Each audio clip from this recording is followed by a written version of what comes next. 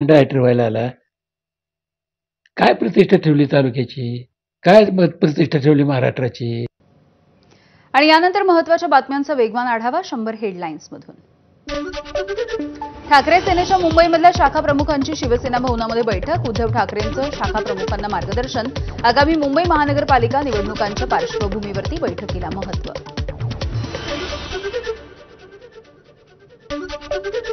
आगामी मुंबई महानगरपालिकेच्या निवडणुकीसाठी राष्ट्रवादी काँग्रेस शरदचंद्र पवार पक्षानं कंबर कसली आहे. घाटकोपरमध्ये जयंत पाटील यांच्या उपस्थितीमध्ये पार पडलं संकल्प शिबिर. फडणवीस आणि राज ठाकरे यांच्या भेटीमधल्या चर्चेची आपल्याकडे इत्यंभूत माहिती आहे. सामनाच्या रोखठोकमधून खासदार संजय राऊत यांचा दावा. महाराष्ट्रामध्ये सध्या मदाऱ्यांचा खेळ सुरू असून प्रत्येक पक्ष नेता आपल्या तालावरती नाचतो असं फडणवीसांना वाटत असल्याचाही हल्लाबोल. मुंबई महानगरपालिकेवरती प्रशासक असताना कमिशनच्या माध्यमातून 34,000 कोटी रुपयांची कमाई. ठाकरेंच्या शिवसेनेचे खासदार संजय राऊत यांचा गंभीर आरोप. 34,000 कोटींपैकी शिंदे आणि फडणवीसांना किती मिळाले ते कळलं पाहिजे, राऊतांचा हल्लाबोल. रश्मी वहिनींमुळे आदित्य ठाकरेंना मंत्रिपद. मंत्री भरत गोगावले यांचा मोठा दावा. उद्धव ठाकरेंनी स्वतः मुख्यमंत्री होऊन मुलाला मंत्रिपद देणं हे चुकीचं, गोगावलेंचा हल्लाबोल. तर गोगावलेंसारख्या उडाणटप्पू लोकांना उत्तर देत नाही आदित्य ठाकरे यांच्या मंत्रिपदावरून भरत गोगावले यांनी केलेल्या दाव्यावरती ठाकरेंच्या शिवसेनेचे ज्येष्ठ आमदार भास्कर जाधव यांची प्रतिक्रिया. अजित पवार हे मुख्यमंत्री व्हायचं सोडून कारखान्याचे डायरेक्टर व्हायला लागले. माळेगाव सहकारी साखर कारखान्याच्या निवडणूक प्रचाराच्या दरम्यान अजित पवार यांच्या विरोधामध्ये उभे असलेल्या चंद्रराव तावरे यांची टीका. नागपूरमध्ये आरएसएस आणि भाजपची महत्त्वाची समन्वयाची बैठक. बैठकीमध्ये संघाच्या 32 संघटनांचे प्रतिनिधी आणि भाजपचे वरिष्ठ नेते सहभागी. मुख्यमंत्री फडणवीस, केंद्रीय मंत्री नितीन गडकरी यांची सकाळच्या सत्रामध्ये बैठकीला उपस्थिती. केदारनाथमध्ये हेलिकॉप्टरची दुर्घटना आणि 7 जणांचा मृत्यू. या मृतांमध्ये महाराष्ट्रामधल्या 3 जणांचा समावेश. आर्यन एव्हिएशनचं हेलिकॉप्टर कोसळलं. गौरीकुंड सोनप्रयागच्या जंगलामध्ये हेलिकॉप्टर कोसळल्याची माहिती. केदारनाथच्या हेलिकॉप्टर दुर्घटनेमध्ये महाराष्ट्रामधल्या 3 जणांचा मृत्यू झालाय. यवतमाळ जिल्ह्यामधल्या वणीच्या राजकुमार जयस्वाल, श्रद्धा जयस्वाल आणि त्यांच्या 2 वर्षांची चिमुकली काशी जयस्वाल हिचा मृत्यू झालाय. केदारनाथवरून गुप्तकाशीला जाताना झालेल्या हेलिकॉप्टर अपघातामध्ये प्रवाशांचा मृत्यू झाल्याचं वृत्त दुःखद आहे. फडणवीसांनी एक्सपोस्ट करत मृतांना श्रद्धांजली वाहिली. केदारनाथमधल्या दुर्घटनेच्या नंतर उत्तराखंडचे मुख्यमंत्री पुष्करसिंग धामी यांची एक्सपोस्ट. मृतांना त्यांनी श्रद्धांजली वाहिली आहे. हेलिकॉप्टरमध्ये क्षमतेपेक्षा अधिक प्रवासी असल्यामुळे दुर्घटना झाल्याची प्राथमिक माहिती. डेहराडूनवरून केदारनाथच्या दिशेनं हे हेलिकॉप्टर जात होतं. केदारनाथमधील हेलिकॉप्टर दुर्घटनेच्या नंतर चारधाममध्ये जाणाऱ्या सर्व हेलिकॉप्टर्सवरती बंदी. मृतदेहांची ओळख पटवण्यामध्ये अडचण येत असल्यामुळे डीएनए चाचणी केली जाणार आहे. केदारनाथमध्ये हेलिकॉप्टर दुर्घटनास्थळी बचाव पथक दाखल. डेहराडूनवरून केदारनाथकडे जाणारं विमान कोसळलं. अहमदाबाद विमान दुर्घटनेमध्ये मृत्यू झालेल्यांचे आतापर्यंत 223 डीएनएचे नमुने घेण्यात आले आणि यामधल्या 42 मृतदेहांचे डीएनए जुळले आहेत. 14 मृतदेह कुटुंबियांना सोपवले. बोईंग विमान कंपनीच्या तंत्रज्ञांचं पथक हे अहमदाबादमध्ये दाखल झालंय. एअर इंडियाच्या विमानाला दुर्घटना झालेल्या ठिकाणाला पथकाने भेट दिली आहे. गुजरातचे गृहमंत्री हर्ष संघवी हे सुद्धा पथकाच्या सोबत आहेत. अहमदाबाद विमान दुर्घटनेमधल्या मृतांच्या कुटुंबियांना आणि बचावलेल्या व्यक्तीला एअर इंडियाकडून अतिरिक्त 25 लाख रुपयांची मदत जाहीर झाली आहे. याआधी 1 कोटी रुपयांची मदत जाहीर. संतोष देशमुखांचा मुलगा विराज याचा शिक्षणाचा खर्च आता मुख्यमंत्री करतील. दोन्ही मुलांचा आमदार सदाभाऊ खोत यांच्या एसके इंटरनॅशनल सैनिक स्कूलमध्ये प्रवेश. 8वी ते 12वी पर्यंतचा शिक्षणाचा खर्च मुख्यमंत्री करणार. संतोष देशमुख कुटुंबियांचं आंदोलन तात्पुरतं स्थगित. शाळा सुरू होण्याचा पहिला दिवस आणि पेरणीचा दिवस असल्यामुळे आंदोलन स्थगित करण्यात आलं. हत्येच्या प्रकरणामध्ये फरार असणाऱ्या कृष्णा आंधळेच्या अटकेसाठी ठिय्या आंदोलन केलं जाणार होतं. शासनामध्ये विलीनीकरण करण्याच्या मागणीसाठी एसटी कामगार आक्रमक. विलीनीकरणासाठी पुन्हा एकदा आंदोलनाची हाक.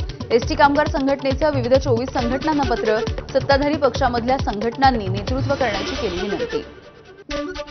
कल्याणमध्ये महावितरणच्या स्मार्ट मीटरच्या विरोधामध्ये ठाकरेंच्या शिवसेनेचं आंदोलन.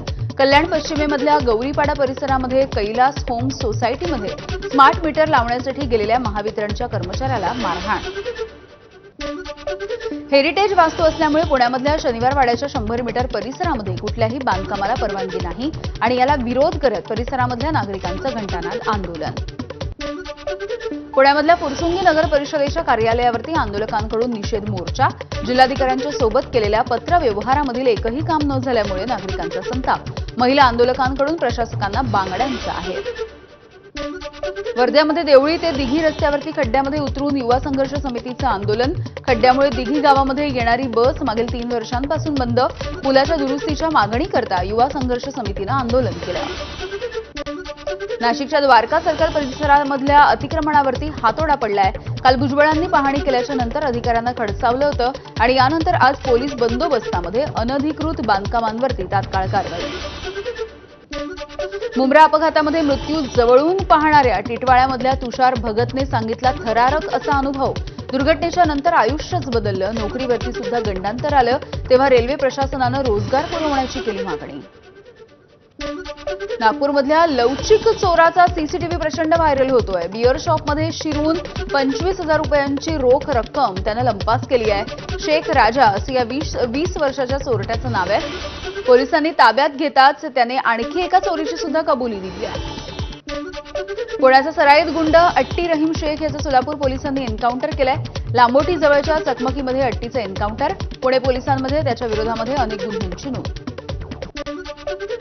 तर आपल्या मुलावरती खोटा गुन्हा दाखल केला. गोळीबार केलेला नसताना देखील पोलिसांनी शाहरुख शेखचा एन्काउंटर केल्याचा त्याच्या कुटुंबियांचा आरोप आहे. भावना गवळी यांच्याशी संबंधित महिला उत्कर्ष प्रतिष्ठान ट्रस्टचं मनी लॉन्ड्रिंगचं प्रकरण. शिंदेच्या शिवसेनेचे नेते सईद खान यांना विशेष पीएमएलए न्यायालयानं दोषमुक्त केलेलं आहे. पत्नीने आपल्या पतीची कुऱ्हाडीनं वार करून हत्या केली आहे. नाशिकच्या सुरगाणामधली धक्कादायक घटना आहे. 2 महिने शोषखड्ड्यामध्ये पुरून हा मृतदेह ठेवण्यात आलेला होता. या हत्येचं कारण अद्यापही अस्पष्ट आहे. भंडाऱ्याच्या वरठी पोलिसांकडून कत्तलीसाठी जाणाऱ्या 16 गोवंशांची सुटका. या प्रकरणी 2 जणांना अटक. तर ट्रकसह 21 लाख रुपयांचा मुद्देमाल जप्त. भिवंडीमधल्या वळ गावच्या हद्दीमध्ये केमिकल गोदामाला आग लागली. या आगीमध्ये एका कामगाराचा होरपळून मृत्यू झालाय. आगीमध्ये 18 पेक्षा अधिक गोदामं जळून खाक झाली. आजपासून विठ्ठलाच्या टोकन दर्शनाला सुरुवात. आज 6 स्लॉटमध्ये 1200 भाविकांना दर्शन मिळेल आणि यामुळे विठ्ठल भक्तांमध्ये आनंदाचं वातावरण. आषाढी वारीमध्ये वैद्यकीय सेवेला वाहिलेल्या आगळ्या वेगळ्या अशा डॉक्टर दिंडीचं मुंबईमधून पंढरपूरच्या दिशेनं प्रस्थान. 16 वैद्यकीय कॅम्प, 450हून अधिक तज्ज्ञ डॉक्टर आणि मेडिकल स्टाफचा दिंडीमध्ये सहभाग. मंत्री पंकजा मुंडे अमरावतीच्या दौऱ्यावरती आहेत. यावेळेला विदर्भाची कुलस्वामिनी अंबा एकविरा देवीचं त्यांनी दर्शन घेतलंय. बीड जिल्हा परिषदेचे 61 गट असतील. यंदा केज तालुक्यामध्ये 1 गट वाढवण्यात आल्यामुळे सदस्य संख्या 61 असेल. तर 11 पंचायत समित्यांमध्ये 122 गण असतील. बीबीए, बीसीए, एमबीबीएस यामधल्या प्रवेशासाठीची परीक्षा ही पुन्हा एकदा घेतली जाणार आहे आणि यापूर्वी सीईटी परीक्षा देऊ न शकलेल्या विद्यार्थ्यांना आता पुन्हा एकदा सीईटी परीक्षा देण्यासाठी 20 जूनपर्यंत नोंदणी करता येईल. महावितरणची सौर ऊर्जेमध्ये 30,000 कोटी रुपयांची गुंतवणूक. देशामध्ये सर्वप्रथम सौर ऊर्जेच्या माध्यमातून 42 लाख शेतकऱ्यांना दिवसा वीज पुरवठा करण्याचं उद्दिष्ट आहे. महावितरणचे संचालक राजेंद्र पवार यांनी ही माहिती दिली आहे. लोकलच्या सर्व प्रथम श्रेणीच्या डब्यामध्ये आता टीसी सुद्धा असतील. तिकीट किंवा पास नसेल तर दंड वसूल केला जाणार आहे. प्रथम श्रेणीच्या डब्यांमध्ये अनधिकृतपणे प्रवास केल्याच्या तक्रारी वाढल्यामुळे मध्य रेल्वेला हा निर्णय घेतलेला आहे. रत्नागिरीमधल्या खेडमध्ये मुसळधार पावसामुळे जगबुडी नदीच्या पाण्याच्या पातळीमध्ये चांगलीच वाढ झाली आहे. जगबुडी नदीनं धोक्याची पातळी ओलांडली. प्रशासन अलर्ट मोडवरती आलंय तर नागरिकांना सतर्क राहण्याचं आवाहन. मुसळधार पावसामुळे रत्नागिरी जिल्ह्यामधल्या काजळी, अर्जुना, गोदावरी या नद्या दुथडी भरून वाहायला सुरुवात झाली आहे. मागच्या 24 तासामध्ये मंडणगडमध्ये सर्वाधिक 177 मिलीमीटर पावसाची नोंद झाली आहे. बेळगाव गोवा मार्गावरच्या कुसमळी इथला पूल वाहून गेलाय आणि त्यामुळे चोरला मार्गे गोव्याला जाणारा रस्ता हा शनिवारी मध्यरात्रीपासून बंद आहे. गोव्याला जाणारी वाहतूक ही बैलूर आणि खानापूरच्या मागे सध्या वळवली आहे. मुसळधार पावसाने रायगडच्या पाली खोपोली मार्गावरच्या पाली नांदगाव रस्ता हा पाण्याच्या लोंढ्यामध्ये वाहून गेलाय. यामध्ये चुकीच्या खोदकामामुळे या ठिकाणी एक मिनी टेम्पो अडकून पडल्याची घटना सुद्धा समोर येते आहे.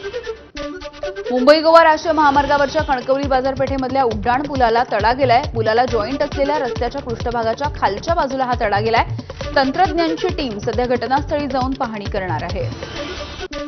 रायगड जिल्ह्यामध्ये झालेल्या मुसळधार पावसामुळे काळ नदी ही दुथडी भरून वाहतीये. माणगावामध्ये ढगफुटी सदृश्य पावसामुळे नदीला पुराचा धोका.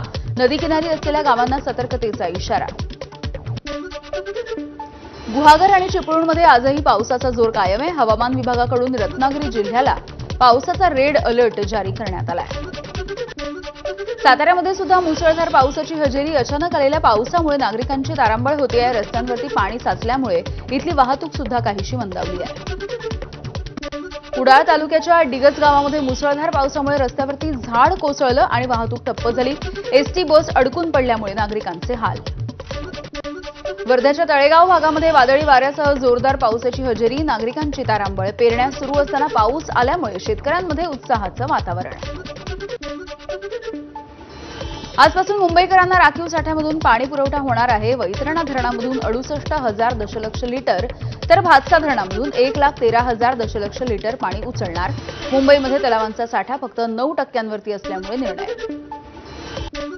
रत्नागिरीमधल्या निसर्गप्रेमींना भुरळ पाडणाऱ्या परशुराम घाटामधला सवतसडा धबधबा सध्या पूर्ण क्षमतेनं प्रवाहित झालाय. मुंबई गोवा महामार्गावरचा हा धबधबा असल्यामुळे पर्यटकांना हा धबधबा सध्या आकर्षित करतो आहे. उत्तराखंडमधल्या केम्पटी धबधब्यावरती सुद्धा पर्यटक जमले होते. मात्र पर्यटक इथे आनंद घेत असताना अचानकपणे साप शिरला. पर्यटकांच्या भर गर्दीमध्ये हा साप शिरल्यामुळे एकच गोंधळ झाला. या घटनेमध्ये कुणीही जखमी झालेलं नाहीये. मात्र साप बघून सगळ्यांची चांगलीच भंबेरी उडाली.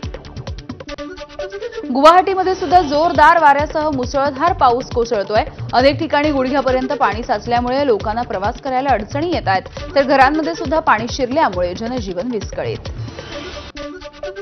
लातूर जिल्ह्यामध्ये झालेल्या पावसामुळे 22 पूल आणि 31 किलोमीटर रस्त्याचं नुकसान. तात्पुरत्या दुरुस्तीसाठी 15 कोटी तर कायमस्वरूपी दुरुस्तीसाठी 31 कोटी रुपयांचा प्रस्ताव जिल्हाधिकाऱ्यांना सादर. गोंदियामधील धान उत्पादक शेतकऱ्यांची प्रतीक्षा संपली. 180 कोटींचा बोनस बुधवारपासून शेतकऱ्यांच्या खात्यामध्ये जमा होणार. शासनाकडून 6 महिन्यांच्या नंतर पणन कार्यालयाकडे बोनसचा निधी वर्ग झालाय. धाराशिवच्या सोनारवाडीमध्ये शेतकऱ्यांची 13 लाख रुपयांची फसवणूक. सोयाबीन खरेदी करून पैसे न दिल्याप्रकरणी तिघांच्या विरोधामध्ये गुन्हा दाखल. बीड जिल्ह्यामध्ये सध्या खरीपाच्या पेरणीला वेग आलाय. पारंपरिक पद्धतीला फाटा देऊन शेतकऱ्यांचा यांत्रिकीकरणाकडे कल. पेरणीसाठी लागणारा खर्च लक्षात घेता शेतमालाला हमीभाव देण्याची शेतकऱ्यांची मागणी. सोलापूरमधल्या जलशुद्धीकरण केंद्राची मंत्री जयकुमार गोरेंकडून पाहणी. उजनी धरण ते सोलापूर दुहेरी जलवाहिनीचं काम पूर्ण. त्यामुळे आता शहराला आठवड्यामधून 2 वेळा पाणी पुरवठा शक्य. माथेरानला पार्किंगमधील झाड कोसळल्यामुळे 3 गाड्यांचं नुकसान झालंय. सुदैवाने कोणतीही जीवितहानी झाली नाही. मात्र पर्यटकांचं आर्थिक नुकसान झालं. भंडाऱ्यामधल्या पवनी तालुक्यामध्ये वादळी वाऱ्याचा पिकांना फटका. 3 एकरामधल्या कारल्याचं पीक जमीनदोस्त झाल्यामुळे शेतकऱ्याचं 4 लाख रुपयांचं नुकसान झालंय. प्रशासनाने मदत देण्याची मागणी. खरीप हंगामाच्या तोंडावरती शेतकऱ्यांना प्रति हेक्टर 20,000 रुपयांचा बोनस. भात पिकाचं उत्पादनं घेणाऱ्या राज्यामधल्या 10 जिल्ह्यातल्या शेतकऱ्यांना 669 कोटी 20 लाख रुपयांचा बोनस. पणन कार्यालयाला रक्कम वळती. छत्रपती संभाजीनगरमध्ये दुसरीत शिकणाऱ्या मुलाचा अपहरणाचा प्रयत्न. मुलाने आरडाओरडा केल्यामुळे अपहरणकर्त्याचा डाव फसलाय. मुकुंदवाडीमधल्या न्यू एसटी कॉलनी परिसरामधली घटना आहे. अज्ञाताच्या विरोधात गुन्हा दाखल झाला. संगमनेरमधल्या कोकणगाव शिवारामध्ये भीषण अपघात झालेला आहे. ट्रॅव्हल्स आणि ट्रकची समोरासमोर धडक झाली. या अपघातामध्ये 3 जणांचा मृत्यू झाला तर 8 जण जखमी झाले आहेत.